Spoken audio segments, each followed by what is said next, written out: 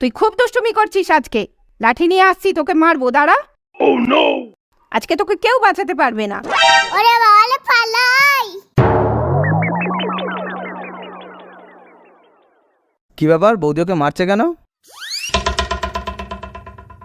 কি হলো, মারছো কেন ওকে? দুষ্টুমি করছিল জানো তো, ওকে আজকে লাঠি দিয়ে মারবো। এটুকু বাচ্চাকে কেউ লাঠি দিয়ে মারে? ফেলো, চলো আমরা বসে বসে টিভি দেখি। ঠিক আছে।